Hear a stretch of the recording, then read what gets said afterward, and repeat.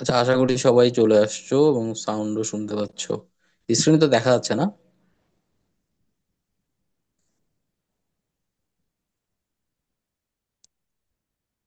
Screen দেখতে পাচ্ছ কিনা আর সাউন্ড শুনতে পাচ্ছ কিনা একটু জানাও।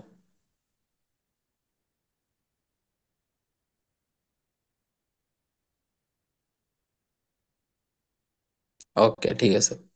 তাহলে আমরা আলোচনায় চলে যাই। আমরা কথা বলতেছিলাম ক্লিফ টোয়েফেল নিয়ে। ঠিক আছে। ক্লিফ টোয়েলভের মধ্যে আমি যেটা বলতেছিলাম যে এই 6 নাম্বার টপিকের এই যে এগুলো এগুলো হচ্ছে মোস্ট ইম্পর্টেন্ট টপিক। তুমি এখান থেকে কি পড়বা? তুমি এখান থেকে একদম যদি সময় না থাকে, এখন তো আসলে সময় নাই, আমরা মিনি টেস্ট গুলো পড়ে ফেলবো। ঠিক আছে। এখানে যে ছোট ছোট মিনি টেস্ট থাকে, এই যে দেখো এখানে 105 number page, mini test grammar items 3 থেকে থ্রো 14। এই মিনি টেস্ট ওয়ানটা আমরা পড়ে ফেলবো। ঠিক আছে। মিনি টেস্ট গুলো পড়বো, এখানে এর পরে গেলে আবার মিনি টেস্ট 2 পাবে, কত 160 নাম্বার পেজে মিনি টেস্ট পাচ্ছ। এইটা অবশ্যই পড়ে ফেলবা।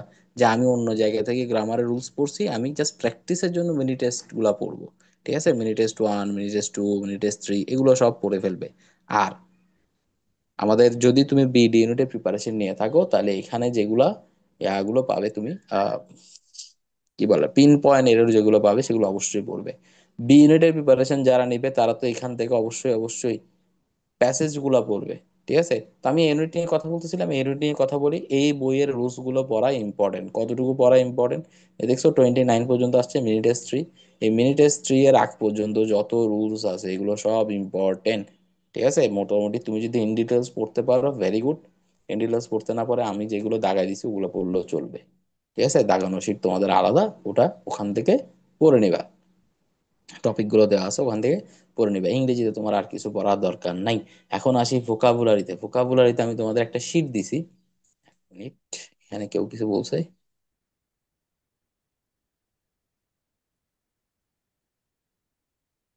আচ্ছা, আশা করি জয় নিতে পারছো এতক্ষণে।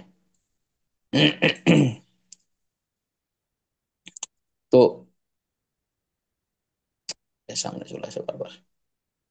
ইংরেজিদের বেলায় তুমি গ্রামারটাই বেশি মনোযোগ দাও। গ্রামার আসবে 10-12টা, ভোকাবুলারি আসবে 3টা-5টা। ঠিক আছে। হয় তোমার 3টা ভোকাবুলারি দিবে, বাকি সব গ্রামার, অথবা 5টা ভোকাবুলারি দিবে, বাকি সব গ্রামার। গ্রামারের মধ্যে প্রিপোজিশনও আছে, অ্যাপ্রোপ্রিয়েট প্রিপোজিশন থেকে তারপর আর্টিকেল, এগুলো সব আছে। ঠিক আছে। তো তুমি ভোকাবুলারিতে ইম্পর্টেন্স একটু কম দাও। ভোকাবুলারির জন্য আমরা একটা শিট দিছি, আমি তোমাকে বিসিএস ভোকাবুলারি একটা শিট দিছি, ওটা ভালো মতো পড়ো। প্লাস আরেকটা ভোকাবুলারি শিট আমি দিয়ে দিব। ওটা অ্যাকচুয়ালি আমরা বানাইছি বিডিসি ইউনিটের জন্য, মেইনলি সি ইউনিটের জন্য। সি ইউনিটের ভোকাবুলারি গুলো একদম সেম প্যাটার্নে আসে ওই শিটটা থেকে। তো ওখানে 100টা এমসিকিউ আছে, তুমি যতটা পারো পড়তে পারো। ঠিক আছে। ওটা তোমার জন্য অতটা ইম্পর্টেন্ট না। তুমি ওটা না পড়লেও চলবে। তুমি তুমি ওই ইংরেজি শব্দ জ্ঞান বাড়ানো আর কি। ঠিক আছে। ভোকাবুলারি মনে রাখার কোনো টেকনিক নাই। পৃথিবীতে কোনো জাদুকরি কৌশল এখন পর্যন্ত আবিষ্কার হয়নি। আমার কাছে ভোকাবুলারি না হলেও 10-12টা বই আছে।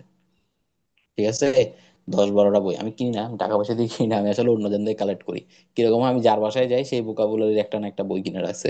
এই বইটা কেমন বলা যে কিনছিলাম, সবাই বলছিল খুব ভালো, পড়তে গেছি, সেই একই প্রবলেম, মনে থাকে না। তো এরকম করে একজন একজন থেকে বই কালেক্ট করতে গিয়ে আমার কাছে প্রায় 10-12টা ভোকাবুলারি বই আছে। প্রেজেন্টেশন সব ভোকাবুলারি বই কি করে, একটু একটু নিজেদের মতো ডিফারেন্ট করার চেষ্টা করে।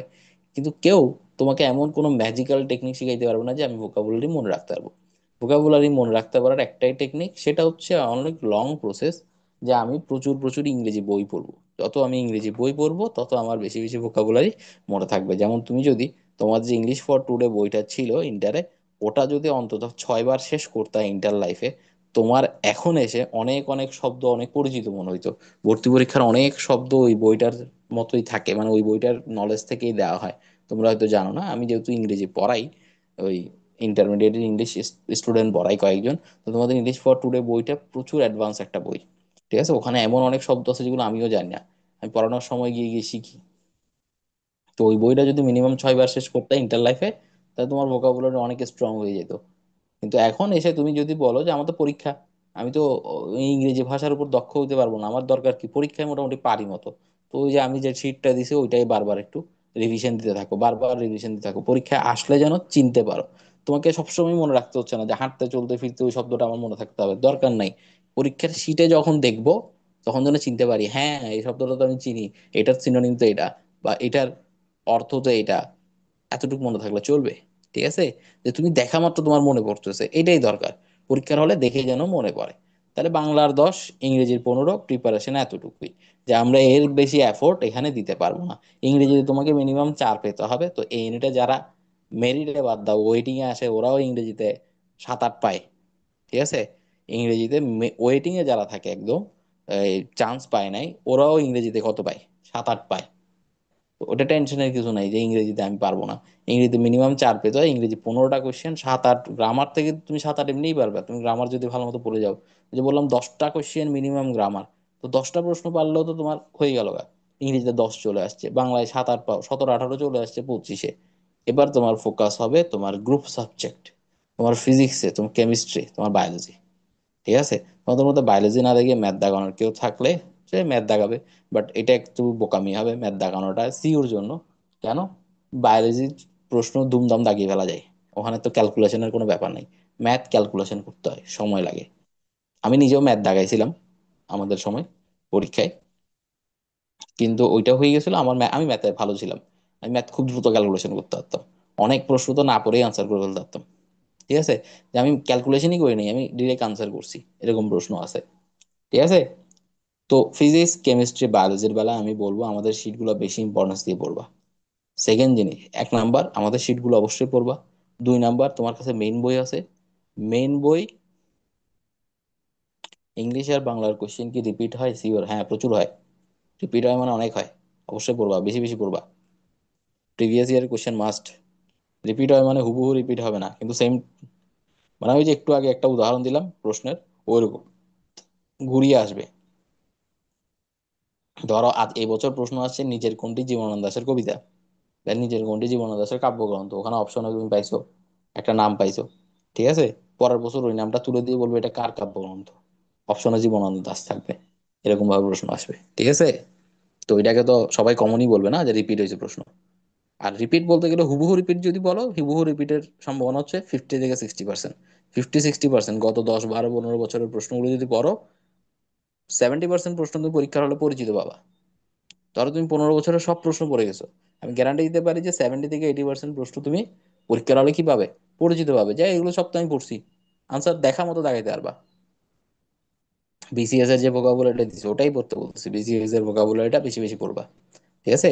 বিসিএস এর ভোকাবুলারি যে শিটটা দিয়ে দিছি, ওটাই বেশি বেশি রিভিশন দিবা। ওইটার হুবহু আসবে বলতেছি না, কিন্তু ওখানে যে শব্দগুলো দেওয়া আছে এগুলোই ইম্পর্টেন্ট। ওখানে অপশনগুলোর অর্থ, এগুলোর অর্থ, প্রশ্নটার অর্থ, আনসারটা কি, কোনটা সিনোনিম কোনটা অ্যান্টোনিম, এগুলো একটু মনোযোগ দিয়ে পড়বা, তাহলেই হবে।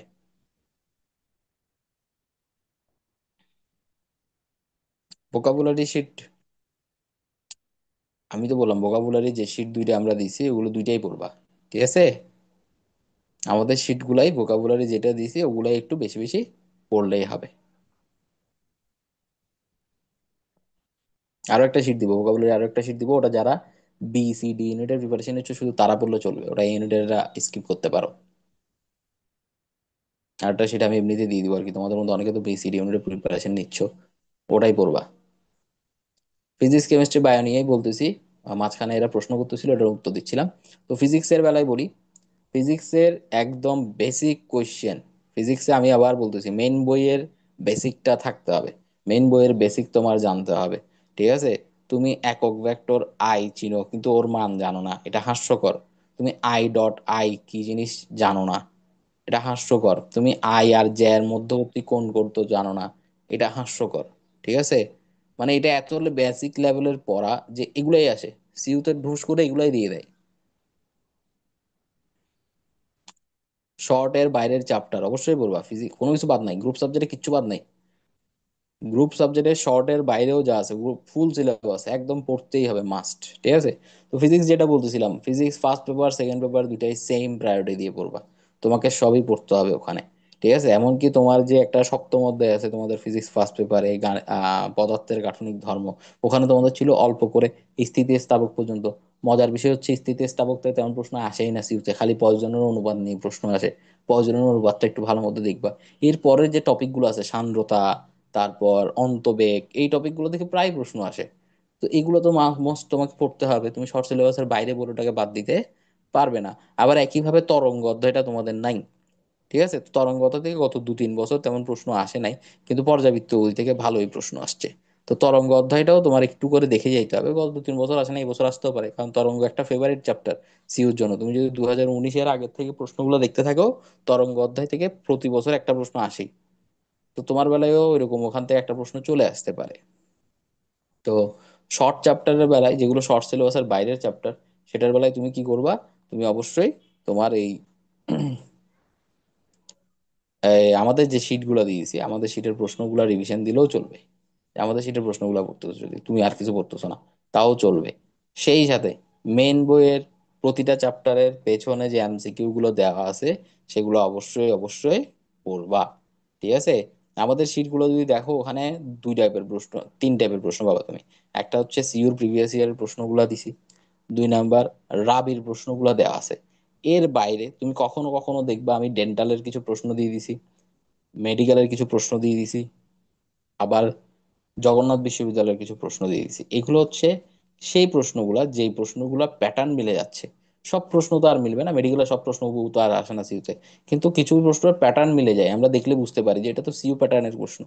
ওইটা আমি তোমাদের দিয়ে দিছি, সেই জন্য শিটটা পড়তে বলতেছি, যে শিটটা গুরুত্বপূর্ণ, ওটা পড়বা। একজন বা হাউস টিউটর তোমাকে যদি পড়াতো বাসায়, ও তোমার বইয়ে যেভাবে প্রশ্ন দাগায় দিত যে এটা এটা এটা ইম্পর্টেন্ট পড়ো, আমি সেভাবেই শিটটা দিয়ে দিছি।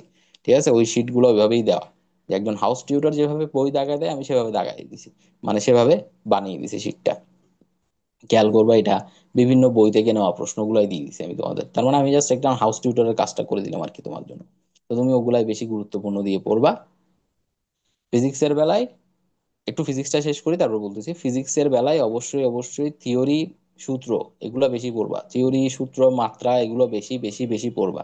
ম্যাথমেটিক্যাল কোশ্চেন যদি দেখো, 25টা প্রশ্নের মধ্যে 7টা প্রশ্ন তুমি ম্যাথমেটিক্যাল পাবা, যেখানে তোমার ক্যালকুলেশন করতে হবে। আদারওয়াইজ এই 7টার বাইরে, 7টা যদি বাদ দেই 25টা থেকে, 17টা প্রশ্ন থাকে, বা 18টা প্রশ্ন থাকে, সরি 18টা প্রশ্ন। 18টা প্রশ্নের সবগুলো বেসিক নলেজ দিয়ে সলভ করা যায়, তোমায় কোনো ক্যালকুলেশন করতেই হবে না। অনেক সময় কিছু প্রশ্ন এমন করে যে তুমি ক্যালকুলেশন করতে বসে যাও, আসলে ক্যালকুলেশনের দরকারই নেই, এমনিতেই প্রশ্নটা আনসার করা যায়। যেমন তোমার কাছে একটা প্রশ্ন করলো যে একটা বস্তুকে নিয়ে একজন লোক হাঁটতেছে, তাহলে অভিকর্ষ বলের সাপেক্ষে কাজ কত? তাহলে একজন লোক যদিও ভূমির সমান্তরালে হাঁটে, অভিকর্ষ বলের সাপেক্ষে তার কাজ 0। আবার কেউ একজন বলল যে 2 কেজি ভরের একটা বস্তু আমি 2 মিনিট ধরে 2 মিটার উচ্চতায় ধরে রাখছি, তাহলে কাজ কত? তো এখানে কাজ হিসাব করার কিছু নাই, কাজ 0। ধরে রাখাতে কোনো কাজ হয় না, তুললে কাজ হয়, নিচে নামালে কাজ হয়, ধরে রাখলে কোনো কাজ হয় না। সারাদিন ধরে রাখো 2 মিনিট কেন, তাও কোনো কাজ হয় না। তো এইগুলো বেসিক নলেজ। হ্যাঁ, আদর্শ গ্যাস থেকে প্রশ্ন করতে পারে তোমাকে। হ্যাঁ, নিচের কোনটি আদর্শ গ্যাস? তো আদর্শ গ্যাস বললে তুমি প্রথমে কোনটা খুঁজবা? তুমি প্রথমে নিষ্ক্রিয় গ্যাসগুলো খুঁজবা, যে নিষ্ক্রিয় গ্যাস, কোনো নিষ্ক্রিয় গ্যাসের নাম দেওয়া আছে কিনা। নিষ্ক্রিয় গ্যাস দেওয়া থাকলে ওটা আদর্শ গ্যাস হওয়ার সম্ভাবনা বেশি, যে নিষ্ক্রিয় গ্যাসগুলো একটু আদর্শ গ্যাসের মতো আচরণ করে, সেই জন্য আমরা ওটাকে আদর্শ গ্যাসের ক্যাটাগরিতে ফেলতে পারি। ঠিক আছে, এটা হচ্ছে আনসার। তো এগুলো পড়ার সময় একটু একটু খেয়াল করবা যে কোন টাইপগুলো বেশি বেশি আসে। তোমাকে বড় কোনো ম্যাথ দিবে না ফিজিক্সে, আগে আসতো। আগে জি ইউনিট নামে একটা ইউনিট ছিল ইঞ্জিনিয়ারিং অনুষদের জন্য, ওখানে অনেক কিছু বড় বড় ম্যাথ আসতো। এখন আসে না, এখন ছোট ছোট ম্যাথ দেয়। ছোট ছোট ম্যাথ গুলো জানতে হবে, ক্যালকুলেটর দ্রুত হিসাব করতে জানতে হবে, যে ক্যালকুলেটর কিভাবে আমি দ্রুত কাজটা করতে পারবো, এইগুলো জানতে হবে। আর বেসিকের উপর কোনো কথা নাই, বেসিকটাই ভালো মতো পড়বে। এবার যাই একটু কেমিস্ট্রিতে। বায়োলজি স্যার শর্টের বাইরের গুলো রিডিং পড়তে হবে বই। বলতেছি একটু, আমি কেমিস্ট্রিটা বলে নিই। কেমিস্ট্রির বেলায় তোমাদের অ্যাকচুয়ালি কেমিস্ট্রিতে সব চ্যাপ্টারই দেওয়া ছিল, শর্ট সিলেবাসে কয়েকটা টপিক ছিল, আর বাকি টপিকগুলো বাদ দেওয়া হয়েছে। কিন্তু চিটাগং ইউনিভার্সিটির বেলায় তোমাকে এটা বলে দেওয়া যায় না যে তুমি কোন টপিকটা পড়বা কোন টপিকটা পড়বো না, তুমি সবই পড়বা। একদম কেমিস্ট্রি বই A to Z পুরোপুরি পড়তে হবে। তবে তার আগে আমাদের শিটগুলো একটু ফলো করো, দেখো যে ওখানে কোন কোন টপিক থেকে প্রশ্ন বেশি আসছে। একইভাবে প্রশ্ন ব্যাংকটা একটু ফলো করার জন্য, তোমার প্রশ্ন ব্যাংক হয়ে যাওয়ার কথা, প্রশ্ন ব্যাংকটা একটু ফলো করো, কোন কোন টপিক থেকে প্রশ্ন বেশি আসছে। একদম সব বছর দেখতে না পারলে লাস্ট 5 বছর দেখো, লাস্ট 5 বছরে কোন কোন টপিক থেকে প্রশ্ন বেশি আসছে, ওই টপিকগুলো বেশি বেশি পড়ো, ওগুলাই রিপিট হবে। ঠিক আছে, সেম কাছাকাছি টপিকগুলাই আসবে।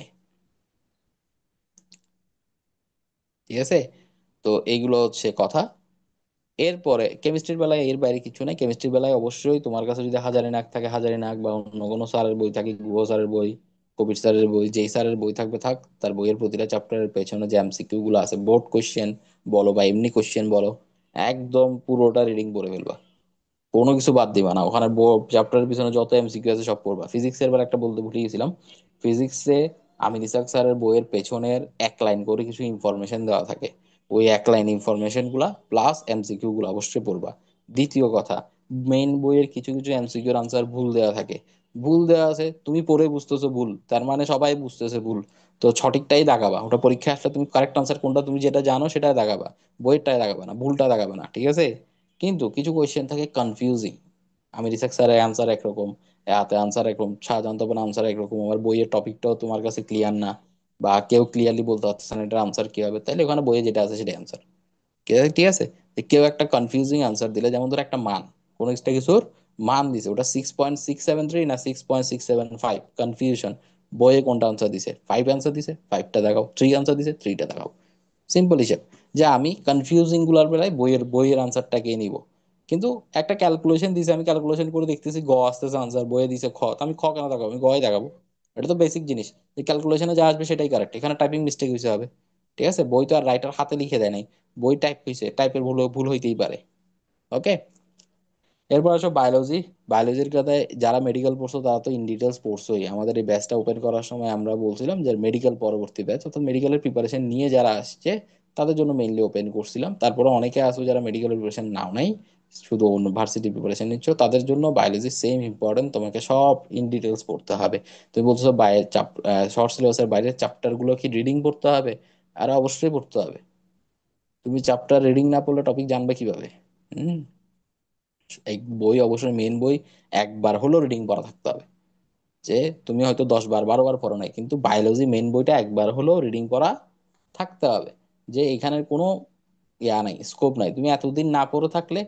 এখন যদি তোমার পড়া অন্যদিকে একটু কম থাকে, এখানে একটু সময় দাও, প্রতিদিন 1 ঘন্টা মেন বই রিডিং পড়ো। প্রতিদিন 1 ঘন্টা মেন বই রিডিং পড়ো, তোমার যতটুকু শেষ হয়। আর তুমি যদি খুব প্রেসারে থাকো যে আমার তো অনেক অনেক পড়া বাকি, যার অনেক পড়া বাকি সে সব শেষ করতে পারবে না, এটা কমন সেন্স। তুমি 90% পড়া বাকি রেখে দিছো, তুমি 90% তো শেষ করতে পারবে না। আজকে 12 তারিখ, পরীক্ষা মার্চের 1 তারিখ, ফেব্রুয়ারি মাস 28-এ, তাহলে তোমার হাতে সময় আছে 16 দিন 15 দিন। 15 দিন 16 দিনে মোস্ট ইম্পর্টেন্ট জিনিস পড়ার পড়তে যেটা হবে সেটা হচ্ছে প্রশ্ন ব্যাংক। আমি কি পড়বো? আমি প্রশ্ন ব্যাংক পড়বো।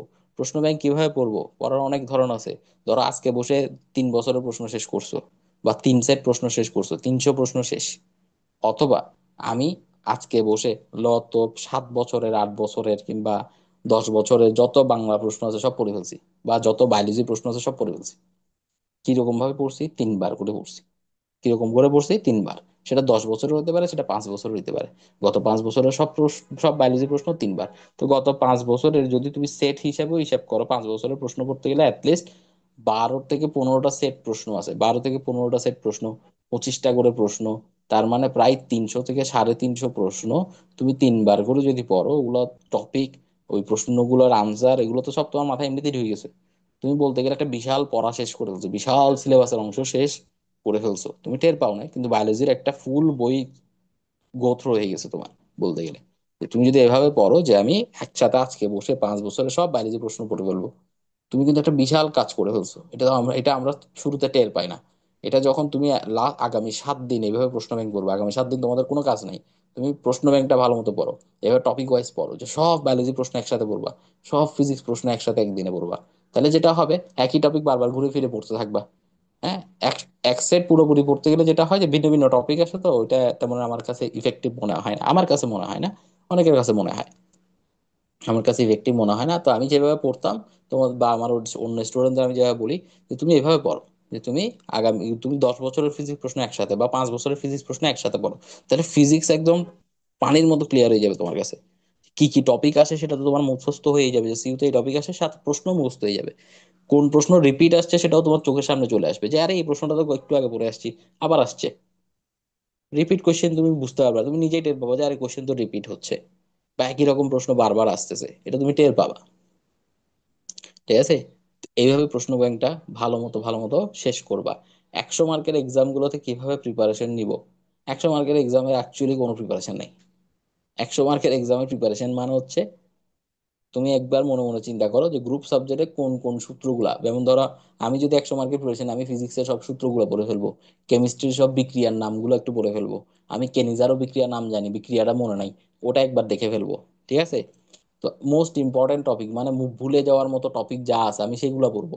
আমি ফিজিক্সের সূত্রগুলো মাত্রাগুলো দেখে নিব, কেমিস্ট্রির বিক্রিয়ার নামগুলো বিক্রিয়াগুলো দেখে নিব।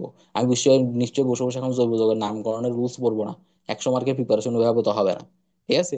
আমি কি করব, এই মোস্ট ইম্পর্টেন্ট টপিক যেগুলো সেগুলো একবার একবার পড়ে ফেলবো। বায়োলজিতে গিয়ে আমি কি করব, বিভিন্ন টার্মের নামগুলো একটু মনে রাখার চেষ্টা করব। ঠিক আছে? যতটা করা যায়। আর এরপরে বাংলা ইংরেজির বেলায় সেম টপিক, আমি লেখকদের সম্পর্কে একটু ভালো মতো পড়ে ফেলবো। যে বারবার লেখকদের সম্পর্কে তথ্য আসতেছে, লেখকদের তথ্যগুলো পড়ে ফেললাম। ব্যাকরণ যতটা পারি ছোট ছোট টপিক গুলো একটু দেখে ফেললাম। ঠিক আছে? বড় বড় টপিক তো বড় আগেই পড়া শেষ হওয়া উচিত। তুমি এখন সন্ধি সমাজ পড়তে বসলে সময় চলে যাবে 100 মার্কের প্রিপারেশনের জন্য। তুমি ছোট ছোট টপিক গুলো পড়ে ফেলবা। ইংরেজির বেলায়ও সেম, তুমি ভোকাবুলারিটা একটু একবার চোখ বুলাই ফেলবা, তারপর গ্রামার রুলস গুলো একবার চোখ বুলাই ফেলবা, শেষ। এটাই হচ্ছে তোমার 100 মার্কের এক্সামের প্রিপারেশন। 18, 19, 19, 20 সালের প্রশ্নগুলা কঠিন লাগে এরকম প্রশ্ন কি এখন আসতে পারে? আসতে পারে। ফিউচার আসছে, ফিউচার লাস্ট 10 বছরের 15 বছরের সব প্রশ্ন ইম্পর্টেন্ট। ঠিক আছে? তুমি এটা বাদ দিতে পারবে না যে 18, 19, 19, 20-এর প্রশ্ন আমি বাদ দিব, কঠিন মনে হচ্ছে। আসতে পারে। ঠিক আছে? গত 5 বছর সহজ করছে, তোমার বেলায় কঠিন করবে, তুমি কিছু বলতে পারবে না। আর প্রশ্ন যদি কঠিন হয় সবার জন্য হবে, তোমার জন্য হবে, অন্যদের জন্য হবে।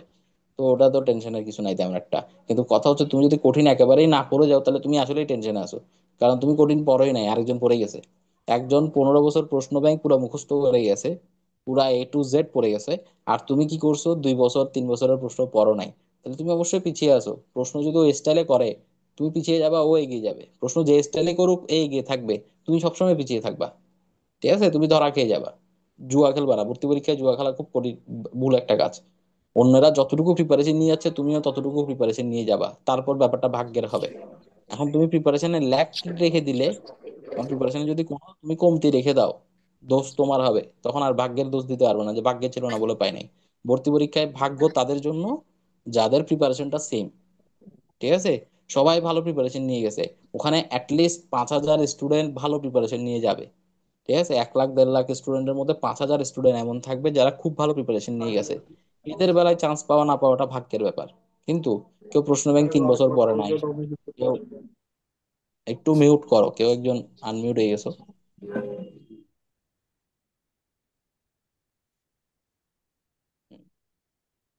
তাহলে যেটা বলতেছিলাম, তুমি তোমার অবশ্যই প্রশ্ন ব্যাংকটা ভালো মতো শেষ করে যাবে, তোমার প্রিপারেশনে তুমি কোনো কমতি রাখবা না। এটা কঠিন লাগতেছে, ওটা সহজ লাগতেছে, এই সব টপিকে যেতে দিবা না যে আমাকে পড়তে হবে। আমার হাতে সময় যতক্ষণ আছে লাস্ট মোমেন্ট পর্যন্ত প্রশ্ন ব্যাংকটা আমাকে অবশ্যই অবশ্যই 3-4 বার শেষ করতে হবে। অনেকে আমাকে প্রশ্ন করে যে লাস্ট 5 বছরের প্রশ্ন পড়লেই হবে, কাভার হবে 10 বছরের প্রশ্ন? তুমি চিন্তা করো, একজন 15 বছরও পড়ে গেছে, তুমি 10 বছরও পড়ে গেছো, তুমি তোমার প্রিপারেশন লেভেল ওর প্রিপারেশন লেভেল একবার চিন্তা করো। এটা তো কম্পিটিটিভ এক্সাম। এখানে তুমি কত পাচ্ছ ইম্পর্টেন্ট না, অন্যেরা কত পাচ্ছে সেটাও ইম্পর্টেন্ট। তুমি অন্যদের চেয়ে কত বেশি পাচ্ছ সেটা ইম্পর্টেন্ট। ঠিক আছে? এরপর লাস্টের দিকে রিপিট এক্সাম না দিয়ে টানা 100 মার্কের মডেল টেস্ট নেওয়া যায় না। কোশ্চেন সলভ হতে বেশি, 100 মার্কের এক্সাম 6টা হবে। 100 মার্কের এক্সাম হবে, এর 6টা। তোমরা সেই 6টা পাবা, এর বেশি নেওয়া পসিবল না, পসিবল হলে দিতাম। দ্বিতীয়ত রিপিট এক্সাম দেওয়া হচ্ছে কারণ কিছু স্টুডেন্ট পরে জয়েন করছে, মানে আমাদের পরীক্ষা শুরু হয়ে যাওয়ার পরে জয়েন করছে। কিছু স্টুডেন্ট অসুস্থ ছিল, ওরা পরীক্ষা দিতে পারে নাই। কিছু স্টুডেন্ট আবার জাহাঙ্গীরনগরের প্রিপারেশন নিছে বা অন্য জায়গার প্রিপারেশন নিছে বলে এক্সাম দিতে পারে নাই, তাদের কথা চিন্তা করে তো আমার কোনো মানে দরকারই নেই রিপিট এক্সাম নেওয়ার।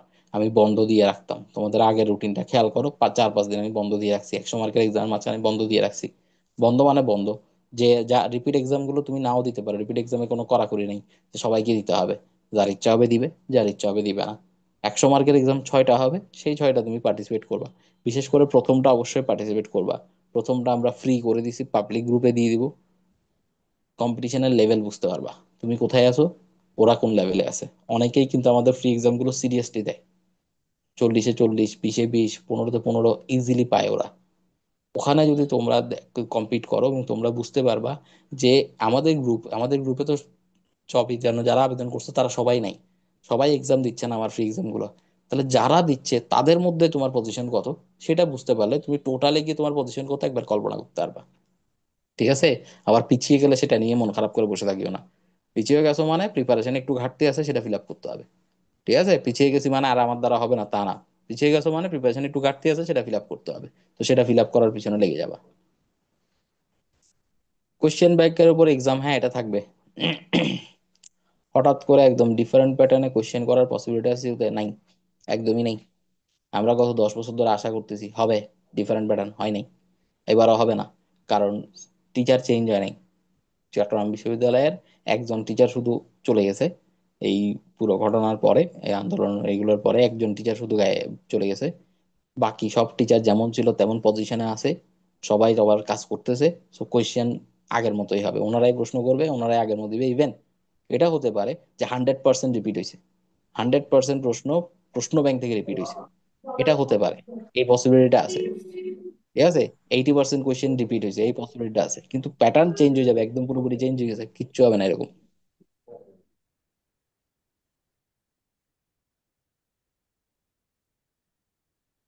আর কোনো প্রশ্ন থাকলে করতে পারো, আমার বলা শেষ। যা বলছে এভাবে প্রিপারেশন নাও।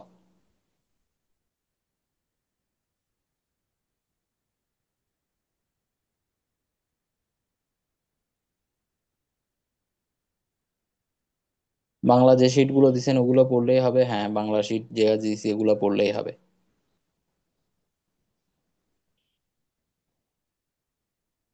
অন্য ভার্সিটি কোয়েশ্চেন ব্যাংক দরকার নেই, কোনো দরকার নেই। অন্য ভার্সিটি প্রশ্ন ব্যাংকে হাত দেওয়ার দরকার নেই।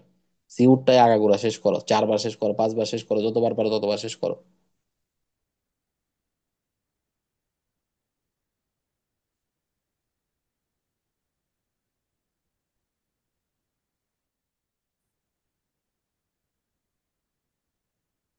লাস্ট মোমেন্টে 1 উইকে কোয়েশ্চেন ব্যাংকের পাশাপাশি আর কি রিভাইজ দিব? সব সাবজেক্ট, আমাদের শিটগুলো পড়বা। ঠিক আছে?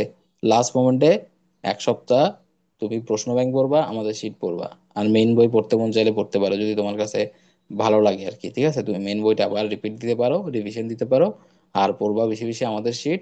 বিশেষ করে লাস্ট এক কি করবা, গ্রুপ সাবজেক্ট একটু কম পড়ে, দরকার হলে বাংলা ইংরেজিতে একটু সময় দিতে পারো। মানে তোমার যে সাবজেক্টে উইকনেস আছে, এই সাবজেক্টটা আমি কম পারি, তুমি কি করবা, পরীক্ষার আগের 3 দিন ওই সাবজেক্টে একটু বেশি বেশি পড়বা। ঠিক আছে? শিটে বিসিএস প্লাস অন্যগুলোরও দেওয়া আছে, হ্যাঁ। মানে শিটে যা প্রশ্ন আছে কোনো কিছু বাদ দিবে না, শিটে প্রশ্ন দিছি মানে ওটা দরকার আছে, সেই জন্য আর দিছি। এখন সব বই রিভার্স দিয়ে এখন জাস্ট কোশ্চেন ব্যাংক সলভ করলে হবে, নাকি এক্সামের আগে বই আবার পড়তে হবে? না, দরকার নাই, বই একবার পড়লেই হবে। তুমি বই একবার রিভাইজ দিলেই হচ্ছে। ঠিক আছে? বই বারবার রিভিশন দেওয়ার কিছু নেই, প্রশ্ন ব্যাংকটা বারবার রিভিশন দিতে হবে, আমাদের শিট গুলো বারবার রিভিশন দিতে হবে, বই রিভিশন দেওয়ার দরকার নেই। কেমিস্ট্রি মেইন বই এখন না পড়ে রেটিনার ডাইজেস্ট পড়লে হবে? হবে। ওদের ডাইজেস্ট ভালো, আমি দেখছি, ওদের ডাইজেস্ট যথেষ্ট ভালো, ওটা পড়লেই হবে। বায়োলজি কোশ্চেন যেগুলো আসে ওই টপিক গুলা কি আসে না বেশি বেশি? হ্যাঁ ওগুলাই, মানে যেগুলো অলরেডি আসছে, বায়োলজি যে কোশ্চেন গুলা আমি শিট দিছি, প্লাস তুমি প্রশ্ন ব্যাংকে যে টপিক গুলা পাচ্ছ, ওগুলাই ঘুরে ফিরে আসতে থাকে বারবার। কত দাগানো সেফ, টাইম ম্যানেজমেন্ট, আরে ভেরি গুড, এই প্রশ্ন কথাটা তো বলতেই ভুলে গেছি। প্রথম কথা হচ্ছে টাইম ম্যানেজমেন্ট নিয়ে বলি। টাইমটাকে ভাগ করে ফেলবা।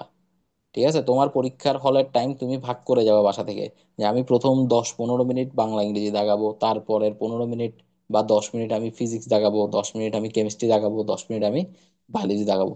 হাতে 10 মিনিট সময় রেখে দিব, ওই 10 মিনিটে যেই টপিকটা কম দাগানো হয়েছে সেই টপিকে আবার একটু রিপিট যাব, 3 মিনিট ওটাতে সময় দিব, তারপরের 3 মিনিট অন্য সাবজেক্টে সময় দিব, পরের 3 মিনিট অন্য সাবজেক্টে সময় দিব।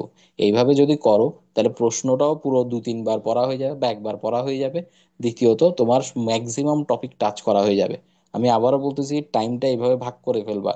ধরো তুমি ফিজিক্সের জন্য 10 মিনিট টাইম নিছো, তুমি ফিজিক্সে প্রথমে কি করবা, যে প্রশ্নগুলো পড়ে মাত্র আনসার করা যাচ্ছে সেগুলো আনসার করে ফেলবা, ক্যালকুলেশন পার্ট রেখে দিবা।